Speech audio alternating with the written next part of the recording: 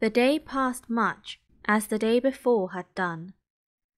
Mrs. Hurst and Miss Bingley had spent some hours of the morning with the invalid, who continued, though slowly, to mend, and in the evening Elizabeth joined their party in the drawing-room. The loo table, however, did not appear. Mr. Darcy was writing, and Miss Bingley, seated near him, was watching the progress of his letter, and repeatedly calling off his attention by messages to his sister. Mr. Hurst and Mr. Bingley were at piquet, and Mrs. Hurst was observing their game. Elizabeth took up some needlework, and was sufficiently amused in attending to what passed between Darcy and his companion. The perpetual commendations of the lady, either on his handwriting, or on the evenness of his lines, or on the length of his letter, with the perfect unconcern with which her praises were received, formed a curious dialogue, and was exactly in union with her opinion of each. How delighted Miss Darcy will be to receive such a letter! He made no answer. You write uncommonly fast. You are mistaken. I write rather slowly. How many letters you must have occasion to write in the course of a year! Letters of business, too. How odious I should think them! It is fortunate, then, that they fall to my lot instead of yours. Pray tell your sister that I long to see her. I have already told her so once, by your desire. I am afraid you do not like your pen. Let me mend it for you. I mend pens remarkably well. Thank you, but I always mend my own. How can you contrive to write so even? He was silent. Tell your sister I am delighted to hear of her improvement on the harp, and pray let her know that I am quite in raptures with her beautiful little design for a table, and I think it infinitely superior to Miss Grantley's. Will you give me leave to defer your raptures till I write again? At present I have not room to do them justice. Oh, it is of no consequence. I shall see her in January. But do you always write such charming long letters to her, Mr. Darcy? They are generally long, but whether always charming it is not for me to determine. It is a rule with me that a person who can write a long letter with ease cannot write ill. What will not do for a compliment to Darcy, Caroline? Cried her brother. Because he does not write with ease. He studies too much for words of 4 syllables. Do not you, Darcy? My style of writing is very different from yours. Oh, cried Miss Bingley, Charles writes in the most careless way imaginable. He leaves out half his words and blots the rest. My ideas flow so rapidly that I have not time to express them, by which means my letters sometimes convey no ideas at all to my correspondents. Your humility, Mr. Bingley, said Elizabeth, must disarm reproof. Nothing is more deceitful, said Darcy, than the appearance of humility. It is often only carelessness of opinion, and sometimes an indirect boast. And which of the two do you call my little recent piece of modesty? The indirect boast, for you are really proud of your defects in writing, because you consider them as proceeding from a rapidity of thought and carelessness of execution, which, if not estimable, you think at least highly interesting. The power of doing anything with quickness is always prized much by the possessor, and often without any attention to the imperfection of the performance.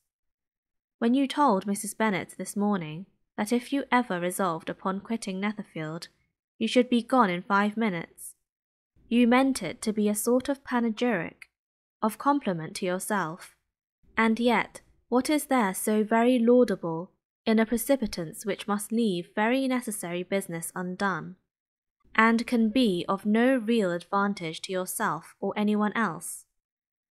Nay, cried Bingley, this is too much, to remember at night all the foolish things that were said in the morning.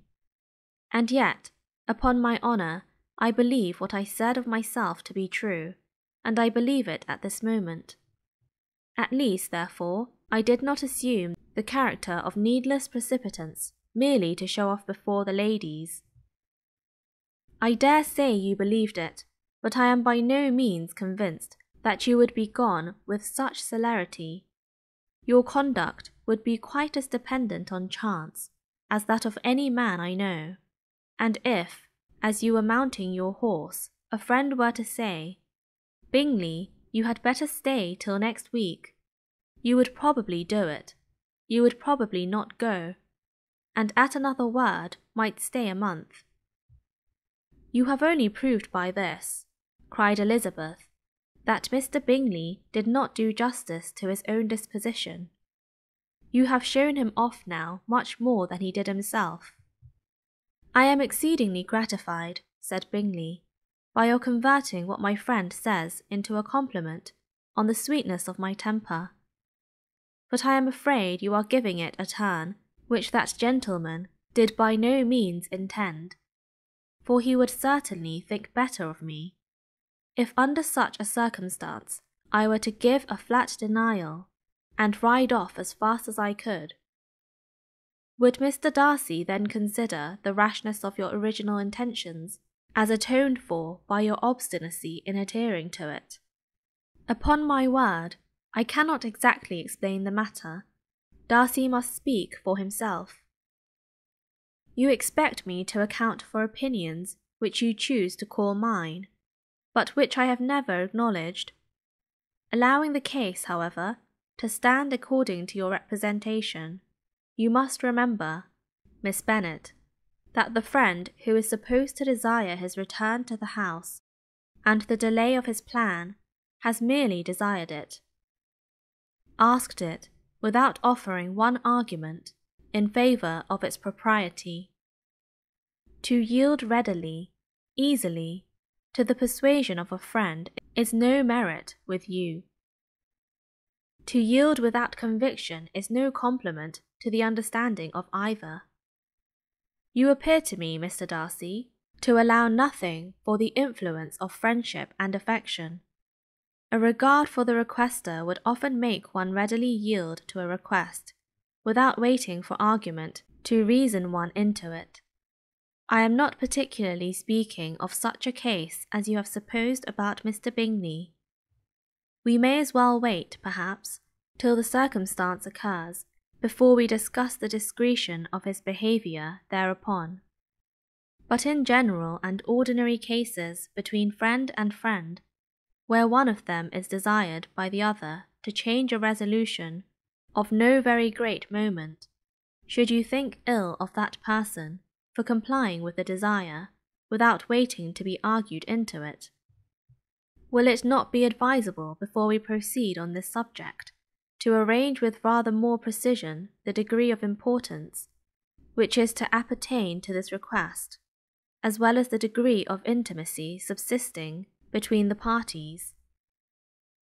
By all means, cried Bingley. Let us hear all the particulars, not forgetting their comparative height and size, for that will have more weight on the argument, Miss Bennet, than you may be aware of. I assure you that if Darcy were not such a great tall fellow, in comparison with myself, I should not pay him half so much deference.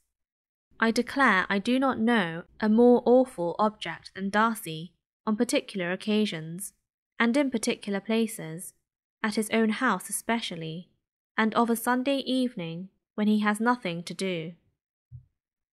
Mr. Darcy smiled, but Elizabeth thought she could perceive that he was rather offended, and therefore checked her laugh. Miss Bingley warmly resented the indignity he had received, in an expostulation with her brother for talking such nonsense. I see your design, Bingley, said his friend. You dislike an argument, and want to silence this. Perhaps I do. Arguments are too much like disputes. If you and Miss Bennet will defer yours till I am out of the room, I shall be very thankful, and then you may say whatever you like of me."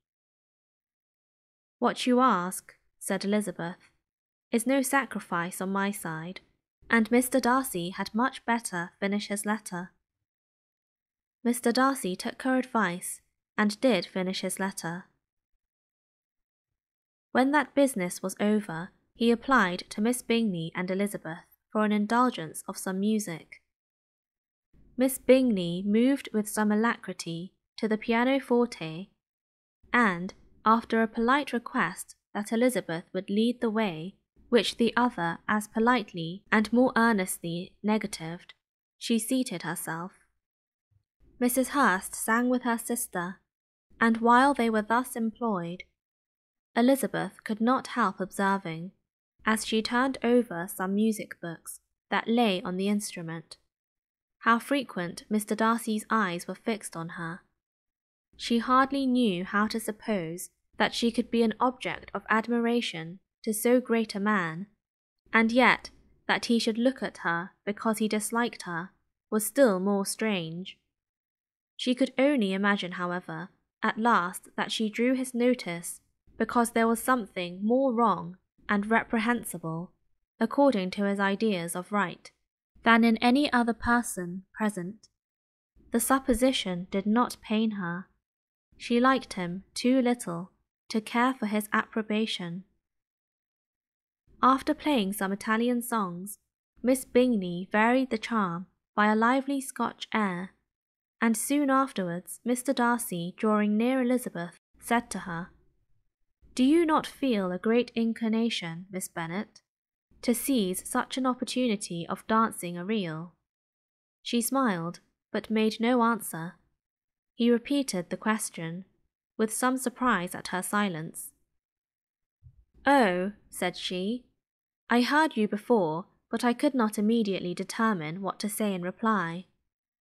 You wanted me, I know, to say yes, that you might have the pleasure of despising my taste, but I always delight in overthrowing those kind of schemes, and cheating a person of their premeditated contempt. I have, therefore, made up my mind to tell you that I do not want to dance a reel at all, and now despise me if you dare. Indeed, I do not dare." Elizabeth, having rather expected to affront him, was amazed at his gallantry, but there was a mixture of sweetness and archness in her manner which made it difficult for her to affront anybody, and Darcy had never been so bewitched by any woman as he was by her. He really believed that were it not for the inferiority of her connections, he should be in some danger. Miss Bingley saw or suspected enough to be jealous, and her great anxiety for the recovery of her dear friend Jane received some assistance from her desire of getting rid of Elizabeth. She often tried to provoke Darcy into disliking her guest, by talking of their supposed marriage and planning his happiness in such an alliance. "I hope," said she, as they were walking together in the shrubbery the next day, "you will give your mother-in-law a few hints, when this desirable event takes place, as to the advantage of holding her tongue, and if you can compass it, do assure the younger girls of running after officers, and, if I may mention so delicate a subject, endeavour to check that little something, bordering on conceit and impertinence, which your lady possesses. Have you anything else to propose for my domestic felicity? Oh, yes, do let the portraits of your uncle and Aunt Phillips be placed in the gallery at Pemberley. Put them next to your great-uncle the judge. They are in the same profession, you know, only in different lines. As for your Elizabeth's picture, you must not have it taken, for what painter could do justice to those beautiful eyes? It would not be easy, indeed, to catch their expression, but their colour and shape, and the eyelashes, so remarkably fine, might be copied, At that moment, they were met from another walk by Mrs. Hurst and Elizabeth herself. "I did not know that you intended to walk," said Miss Bingley, in some confusion, lest they had been overheard. "You used us abominably ill," answered Mrs. Hurst. Then taking the disengaged arm of Mr. Darcy, she left Elizabeth to walk by herself. The path just admitted 3. Mr. Darcy felt their rudeness, and immediately said, "This walk is not wide enough for our party. We had better go into the avenue." But Elizabeth, who had not the least inclination to remain with them, laughingly answered, "No, no, stay where you are. You are charmingly grouped, and appear to uncommon advantage. The picturesque would be spoilt by admitting a 4th. Goodbye." She then ran gaily off, rejoicing as she rambled about, in the hope of being at home again in a day or 2. Jane was already so much recovered as to intend leaving her room for a couple of hours that evening. When the ladies removed after dinner, Elizabeth ran up to her sister, and seeing her well guarded from cold, attended her into the drawing-room, where she was welcomed by her 2 friends with many professions of pleasure, and Elizabeth had never seen them so agreeable as they were during the hour which passed before the gentlemen appeared. Their powers of conversation were considerable. They could describe an entertainment with accuracy, relate an anecdote with humour, and laugh at their acquaintance with spirit. But when the gentlemen entered, Jane was no longer the first object. Miss Bingley's eyes were instantly turned toward Darcy, and she had something to say to him before he had advanced many steps. He addressed himself to Miss Bennet with a polite congratulation. Mr. Hurst also made her a slight bow, and said he was very glad, but diffuseness and warmth remained for Bingley's salutation. He was full of joy and attention. The first half-hour was spent in piling up the fire, lest she should suffer from the change of room, and she removed at his desire to the other side of the fireplace, that she might be further from the door. He then sat down by her and talked scarcely to anyone else. Elizabeth, at work in the opposite corner, saw it all with great delight. When tea was over, Mr. Hurst reminded his sister-in-law of the card-table, but in vain. She had obtained private intelligence that Mr. Darcy did not wish for cards, and Mr. Hurst soon found even his own petition rejected. She assured him that no one intended to play, and the silence of the whole party on the subject seemed to justify her. Mr. Hurst had therefore nothing to do but to stretch himself on one of the sofas and go to sleep. Darcy took up a book. Miss Bingley did the same, and Mrs. Hurst, principally occupied in playing with her bracelets and rings, joined now and then in her brother's conversation with Miss Bennet. Miss Bingley's attention was quite as much engaged in watching Mr. Darcy's progress through his book as in reading her own, and she was perpetually either making some inquiry or looking at his page. She could not win him, however, to any conversation. He merely answered her question and read on. At length, quite exhausted by the attempt to be amused with her own book, which she had only chosen because it was the 2nd volume of his, she gave a great yawn and said, "How pleasant it is to spend an evening in this way! I declare, after all, there is no enjoyment like reading. How much sooner one tires of anything than of a book. When I have a house of my own, I shall be miserable if I have not an excellent library." No one made any reply.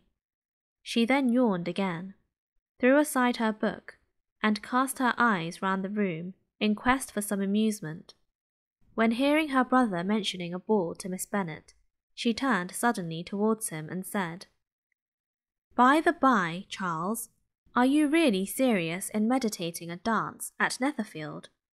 I would advise you, before you determine on it, to consult the wishes of the present party. I am much mistaken if there are not some among us to whom a ball would be rather a punishment than a pleasure." "If you mean Darcy," cried her brother, "he may go to bed if he chooses, before it begins, but as for the ball, it is quite a settled thing, and as soon as Nicholas has made white soup enough, I shall send round my cards." "I should like balls infinitely better," she replied, "if they were carried on in a different manner, but there is something insufferably tedious in the usual process of such a meeting.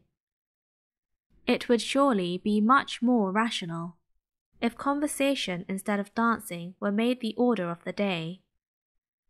"Much more rational, my dear Caroline, I dare say, but it would not be near so much like a ball." Miss Bingley made no answer, and soon afterwards she got up and walked about the room. Her figure was elegant, and she walked well, but Darcy, at whom it was all aimed, was still inflexibly studious. In the desperation of her feelings, she resolved on one effort more, and, turning to Elizabeth, said, "Miss Eliza Bennet, let me persuade you to follow my example and take a turn about the room. I assure you it is very refreshing after sitting so long in one attitude." Elizabeth was surprised, but agreed to it immediately. Miss Bingley succeeded no less in the real object of her civility. Mr. Darcy looked up. He was as much awake to the novelty of attention in that quarter as Elizabeth herself could be, and unconsciously closed his book. He was directly invited to join their party, but he declined it, observing that he could imagine but two motives for their choosing to walk up and down the room together, with either of which motives his joining them would interfere. What could he mean? She was dying to know what could be his meaning, and asked Elizabeth whether she could at all understand him. "Not at all," was her answer, "but depend upon it, he means to be severe on us, and our surest way of disappointing him will be to ask nothing about it." Miss Bingley, however, was incapable of disappointing Mr. Darcy in anything, and persevered, therefore, in requiring an explanation of his two motives. "I have not the smallest objection to explaining them," said he, as soon as she allowed him to speak. "You either choose this method of passing the evening because you are in each other's confidence, and have secret affairs to discuss, or because you are conscious that your figures appear to the greatest advantage in walking. If the first, I would be completely in your way, and if the second, I can admire you much better as I sit by the fire." "Oh, shocking!" cried Miss Bingley. "I never heard anything so abominable. How shall we punish him for such a speech?" "Nothing so easy, if you have but the inclination," said Elizabeth. "We can all plague and punish one another. Tease him, laugh at him, imitate as you are, you must know how it is to be done. But upon my honour, I do not. I do assure you that my intimacy has not yet taught me that. Tease calmness of manner and presence of mind. No, no, feel he may defy us there. And as to laughter, we will not expose ourselves, if you please, by attempting to laugh without a subject. Mr. Darcy may hug himself." "Mr. Darcy is not to be laughed at," cried Elizabeth. "That is an uncommon advantage, and uncommon I hope it will continue, for it would be a great loss to me to have many such acquaintances. I dearly love a laugh. Miss Bingley," said he, "has given me more credit than can be. the wisest and the best of men, nay, the wisest and best of their actions, may be rendered ridiculous by a person whose first object in life is a joke.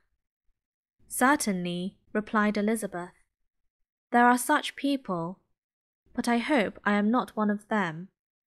I hope I never ridicule what is wise and good. Follies and nonsense, whims and inconsistencies do divert me. I own, and I laugh at them whenever I can. But these, I suppose, are precisely what you are without. Perhaps that is not possible for anyone, but it has been the study of my life to avoid those weaknesses which often expose a strong understanding to ridicule, such as vanity and pride. Yes, vanity is a weakness indeed, but pride, where there is a real superiority of mind, pride will be always under good regulation. Elizabeth turned away to hide a smile. Your examination of Mr. Darcy is over, I presume, said Miss Bingley. And pray what is the result? I am perfectly convinced by it that Mr. Darcy has no defect. He owns it himself without disguise. No, said Darcy, I have made no such pretension. I have faults enough, but they are not, I hope, of understanding. My temper I dare not vouch for. It is, I believe, too little yielding, certainly too little for the convenience of the world. I cannot forget the follies and vices of other so soon as I ought, nor their offences against myself. My feelings are not puffed about with every attempt to move them. My temper would perhaps be called resentful. My good opinion once lost is lost forever. That is failing indeed, cried Elizabeth. Implacable resentment is a shade in a character. But you have chosen your fault well. I really cannot laugh at it. You are safe from me. There is, I believe, in every disposition a tendency to some particular evil, a natural defect, which not even the best education can overcome. And your defect is to hate everybody. And yours, he replied with a smile, is wilfully to misunderstand them. Do let us have a little music, cried Miss Bingley, tired of a conversation in which she had no share.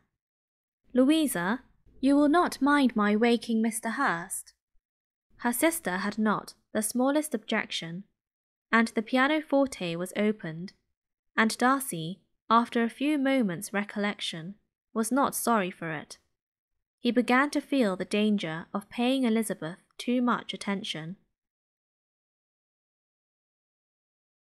In consequence of an agreement between the sisters, Elizabeth wrote the next morning to their mother to beg that the carriage might be sent for them in the course of the day. But Mrs. Bennet, who had calculated on her daughters remaining at Netherfield till the following Tuesday, which would exactly finish Jane's week, could not bring herself to receive them with pleasure before. Her answer, therefore, was not propitious, at least not to Elizabeth's wishes, for she was impatient to get home. Mrs. Bennet sent them word that they could not possibly have the carriage before Tuesday, and in her postscript it was added that if Mr. Bingley and his sister pressed them to stay longer, she would spare them very well. Against staying longer, however, Elizabeth was positively resolved, nor did she much expect it would be asked, and fearful, on the contrary, as being considered as intruding themselves needlessly long, she urged Jane to borrow Mr. Bingley's carriage immediately, and at length it was settled that their original design of leaving Netherfield that morning should be mentioned, and the request made. The communication excited many professions of concern, and enough was said of wishing them to stay at least till the following day to work on Jane, and till the morrow their going was deferred.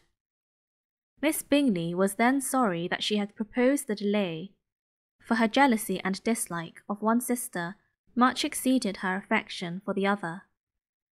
The master of the house heard with real sorrow that they were to go soon, and repeatedly tried to persuade Miss Bennet that it would not be safe for her, that she was not enough recovered, but Jane was firm where she felt herself to be right. To Mr. Darcy it was welcome intelligence.